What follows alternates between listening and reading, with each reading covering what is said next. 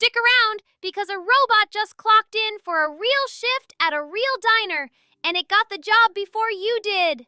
I'm Snowball, your AI and robotics correspondent, and today the machine stopped practicing and started working.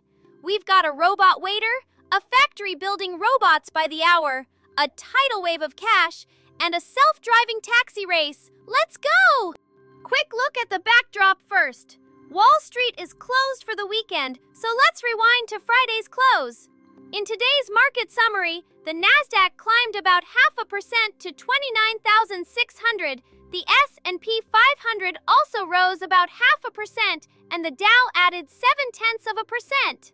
And here's the fun part. What led the whole market higher was computer chip and memory companies. That is the exact silicon every single robot in today's show runs on. So the market basically spent Friday cheering for the stars of our episode. Our top story. Over at the Tesla diner in Hollywood, Tesla's Optimus robot worked an actual shift on the rooftop deck this week, serving guests with a special menu item you could only get while the robot was on the floor. Now that's a cute stunt, but here is the part that matters. Tesla is reportedly converting one of its Fremont car lines into an Optimus robot factory, aiming to start building the next version by the end of this year and scaling toward as many as 1 million robots every year. The rumored price tag? Around $30,000. That is a robot going from a stage demo to a real assembly line, and that is tail-waggingly big if it lands. And Optimus is not alone. This was the quarter humanoid robots stopped posing for the camera and actually showed up to work. The company figure has a new robot factory that is now stamping out a humanoid roughly once every hour. Think about that. Robots, building robots, on a line built for robots. Meanwhile, Boston Dynamics started shipping its electric Atlas robot. And here is the kicker.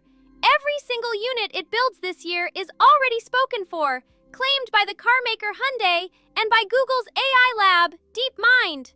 You literally cannot get on the list. When a major carmaker and a top AI lab are both taking delivery, the question stops being, do these things work? And becomes, how fast can we build them? So who is paying for all of this?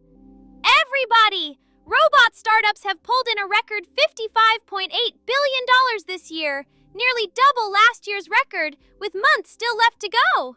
The biggest splash came from a German company called Robotics, which raised up to $1.4 billion in a single round. That is the largest funding round ever for a robotics company, backed by NVIDIA, Amazon, and Qualcomm. And the legendary investor Masayoshi Son says the next trillion-dollar company will come from physical AI and robots.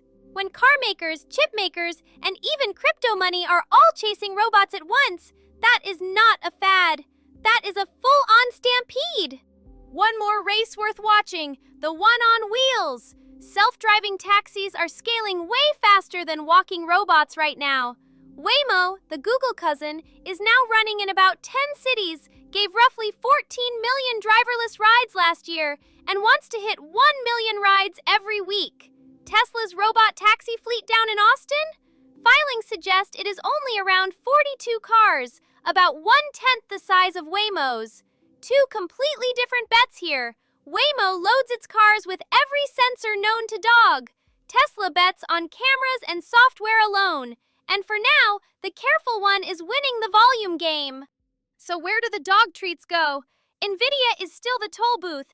Every robot in this video runs on its chips.